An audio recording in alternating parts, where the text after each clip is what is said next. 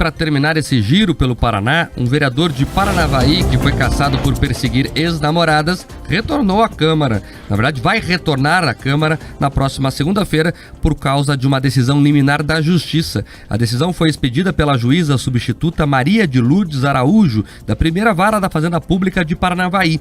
A magistrada entendeu que houve violação da obrigatoriedade de intimação prévia do denunciado para todos os atos do processo. O vereador Roberto Picorelli, do União Brasil, também conhecido como Pó Royal, foi denunciado por perseguição e ameaça a 2 ex-namoradas. A investigação dos fatos foi iniciada em 20 de maio, quando o parlamentar foi afastado temporariamente de suas funções. Após a análise de todas as provas apresentadas durante o processo de quebra de decoro, a Comissão Parlamentar Processante da Câmara vai decidir pela cassação do vereador na semana passada. Na verdade, decidiu pela cassação do vereador na semana passada. Mas, logo após a sessão, a defesa de Pó Royal recorreu à Justiça pedindo a anulação do ato da Câmara, apontando inconsistência no processo. O pedido foi acatado liminarmente pela Justiça e, com isso, o político reassume o cargo na próxima segunda-feira. A Câmara de Paranavaí, entretanto, informou que vai recorrer da decisão judicial. Então, mais uma vez, vemos o Judiciário interferindo diretamente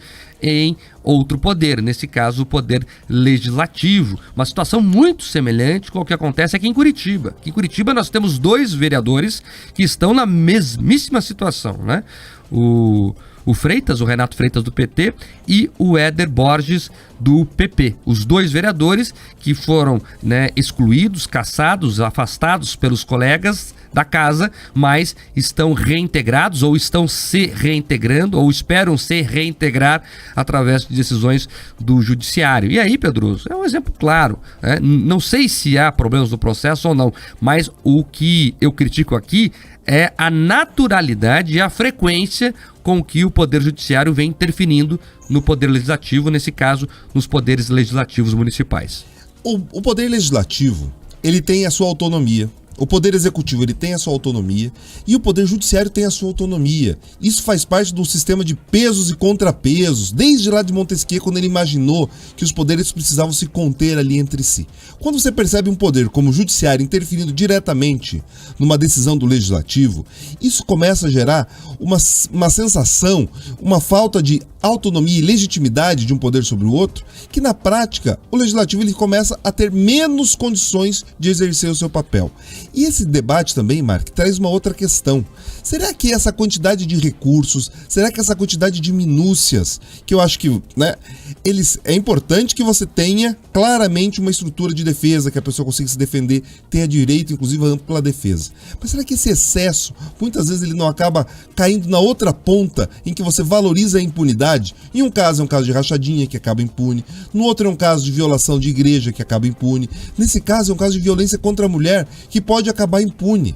Então, será que esse excesso, em alguns momentos, que privilegia as pessoas que têm recursos, que têm acesso a grandes advogados, será que isso não acaba, inclusive, violando a legitimidade do Judiciário e, por tabela, de todas as outras instituições? Essa é uma reflexão que a sociedade precisa fazer e fazer urgentemente. E há soluções para isso no próprio Judiciário, viu, Pedroso? Claro que todo mundo pode recorrer, se socorrer no Judiciário, é do jogo e é do Estado Democrático de Direito isso.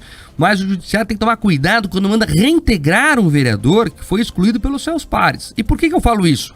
Pela própria lógica constitucional. A Constituição é muito simples de entender, ela tem uma lógica, ela funciona sob uma lógica. A lógica das liberdades, a lógica do poder que emana do povo.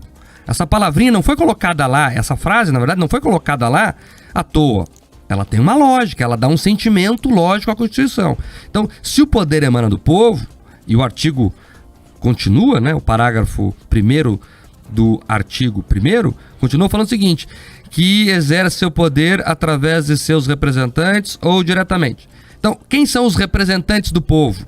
Os vereadores, os deputados, os senadores. Então, esses são os representantes populares.